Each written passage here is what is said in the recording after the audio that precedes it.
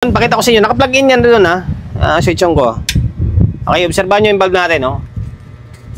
Ayan, di ba? Pugak-pugak yung bulb natin.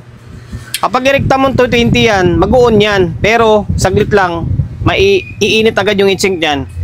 Ngayon, ang tanong dyan, kung saan siya banda. Balik tayo ng iMix. Dati, yung gawa ko is more on puro Ace. LX20, LX10. Ngayon, puro CE naman na iMix Trident, C18, C20. Okay, shoutout muna sa may-ari nito kay Sir Robert ng Quezon Avenue. Yan, Sir Robert ng Quezon Avenue. Shoutout, and then maraming salamat sir sa pagkakatiwala mo ng unit mo rito sa akin. Ang issue, ano ba? Paano ko ba sasabihin yung issue? Hindi, common issue or laging issue ng ganitong unit. Sabi is, umiinit daw. Okay? Ngayon, binuksan ko na agad ito kasi meron akong gawa rito. iMix na yung isang design naman yan, yung bagong labas ng iMix na yung breaker niya is may breaker dito. Ang issue naman yan ay mahina yung dalawang channel. Gusto ko sanang malaman kung ano yung pinagkaiba nila. Kaso nga lang, magkaiba yung disenyo ng board. Yan tayo nalungkot. Magkaiba. Okay, pero gawin muna natin to para makakuha tayo ng ideya dito. Ayan, kasi sobrang hina ng tunog yan, dalawang channel talaga. Okay, umiinit ang problema nito. Ang problema nito is umiinit, kumbaga. Ngayon, sa mga follower, subscriber natin, kabisado na nila ito. Kapag umiinit, ayan yung problema. Yung biasing na yan, yung trimmer, yan, kulay dilaw na yan. Okay, yung kulay dilaw na yan, sirain yan. Tapos yan, isa. And then, siguro katagalan na rin, kaya nasira. Ngayon, pakita ko sa inyo, naka-plug in yan doon switch on ko. Okay, obserbahan nyo yung bulb natin, Ayan, di ba? Pugak-pugak yung bulb natin. Kapag irekta mo 220 yan, mag-on yan. Pero, saglit lang, maiinit agad yung heatsink dyan. Ngayon, ang tanong dyan, kung saan siya banda. Okay, disclaimer muna. Sabihin nyo, paulit-ulit na lang yung video natin. Paulit-ulit talaga kasi nga, ito lang lagi papasok sa atin di ba? And then, the same time, meron tayong pang-upload, meron tayong content. And then, kaya dinala rito sa atin yan kasi gusto ni Bossing makita kung paano gawin yung unit nila. At, panghuli, kaya tayo gumawa ng itong klaseng video kahit paulit-ulit. Siyempre, may mga bagong pasok sa channel natin na madadaanan yung video natin. Kahit pa paano makapagbigay idea tayo, di ba? Pero kung lagi ka naman nanonood dyan, naumay ka na, okay, pwede naman maghanap na ibang video. Ayan. Ngayon, ang alamin natin ay kung saang channel siya. Okay? Pwedeng ito 20 natin to, tapos tutukan natin ng thermal scanner dito. Kaso, natamad ako maghanap ng thermal scanner natin. Ngayon, bunot na lang. Okay? Magbubunot tayo. Bunutin natin tong channel 1. Okay, channel 1 muna. Switch on. Okay, nag-normal siya di ba? Nag-normal agad, meaning maaring nasa channel 2 ang problema. Balik ko to ibalik natin. Balik natin. Okay, binalik ko yung supply tapos bunutin natin channel 2 para mas makita nyo or may idea pa kayo na yun nga yung problema. Ngayon, binunot natin channel 2. Switch on ko. Tingnan nyo. Diba? Pupugak-pugak ko. Ngayon, ang gagawin natin ay bunutin natin siyempre. I-fix bias natin yan. Dalawa pa rin naman i-fix bias natin. Hindi yung isa-isa lang. Dalawa pa rin. Ito, hindi nito. Kasi hindi pwedeng i-fix natin to. Yung isa is hindi.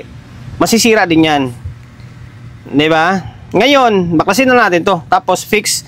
Pero bago ko gawin yan, siyempre mag-subscribe ka muna dyan.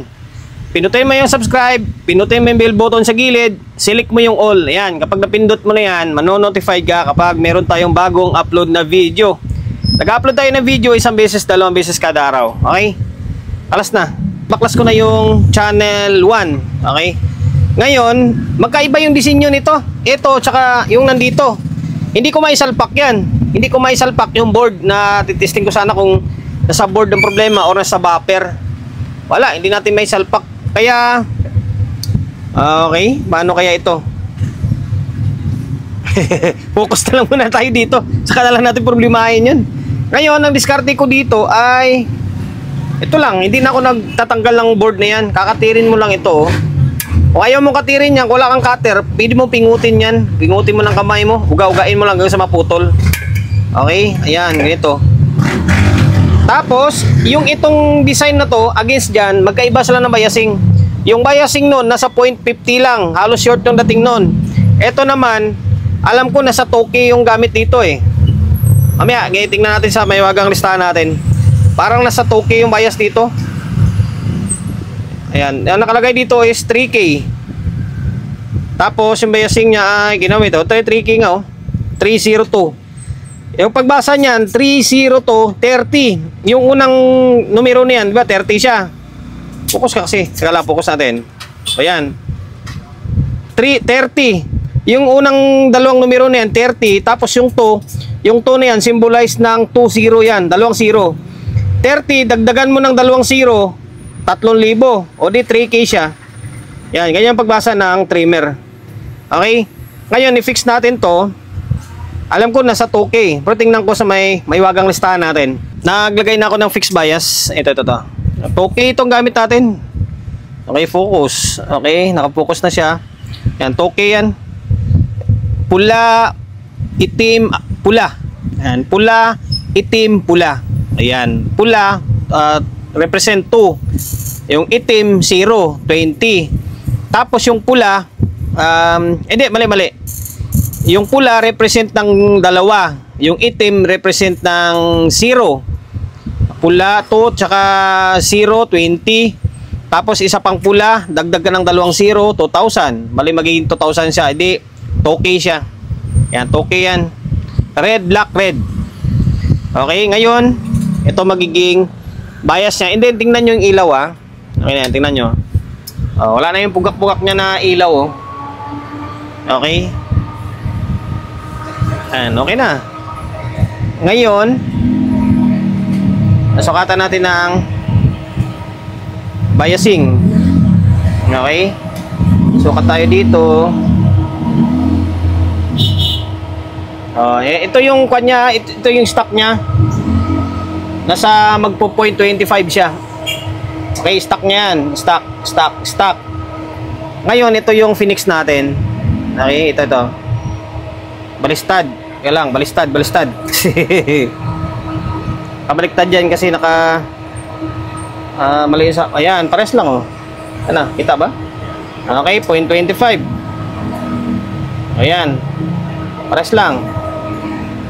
0.25 na bias, 2K ang gamit natin. Yung ito 2K. Tapos ito naman, yung new version magkaiba. Kaya kailangan suriin nyo muna or mag-calibrate muna kayo pag once na nag-fix bias kayo.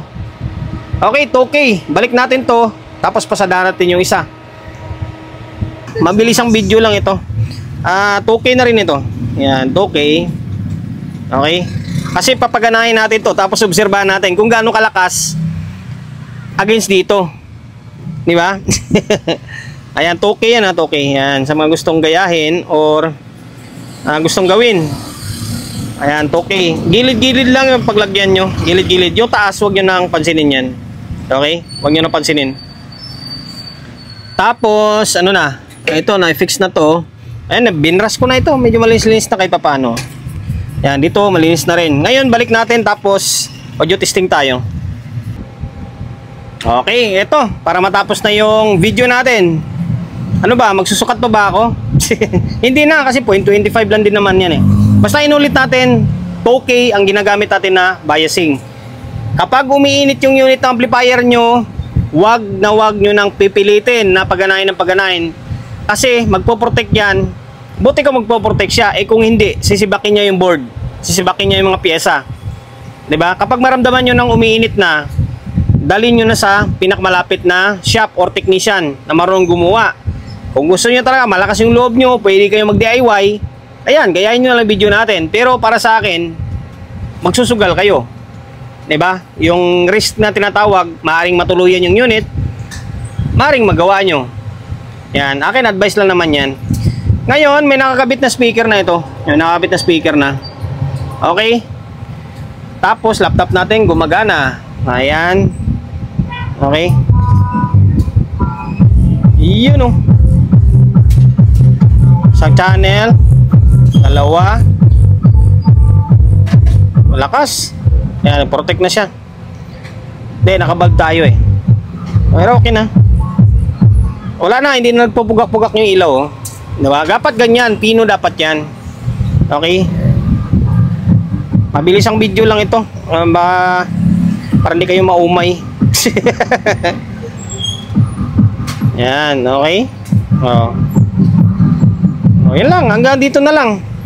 Nagmumukha lang siyang madali. Kapag pinanood nyo sa akin, nagmumukhang madali na lang, kumbaga parang basic na lang. Kasi alam or kabisado ko na yung ganitong issue or sira ng amplifier. Alam ko na yung bias, alam ko na yung dapat gagawin na proseso, kaya nagmumukha siyang madali lang, 'di ba? Pero kapag hindi naman kabisado, talagang mahirapan kayo, 'di ba? Kasi sa akin halos ulit-ulit na lang yung ginagawa natin, kaya parang mas madali na lang sa akin. Okay? Kaya tayo nagbabahagi ng kalaman natin din para kahit paano ka-idea kayo and then mapadali din yung trabaho nyo, di ba? Okay, dahil umabot ka sa part ng video natin na ito at hindi ka pa nakapag-subscribe, mag-subscribe ka, tapos pindutin mo yung bell button sa gilid, select mo yung all, tapos yan, kapag napindot mo na yan, manonotified ka kapag meron akong bagong upload na video. Nag-upload tayo ng video 1 beses, 2 beses kada araw. Okay? Maraming salamat. God bless and then peace sa atin lahat.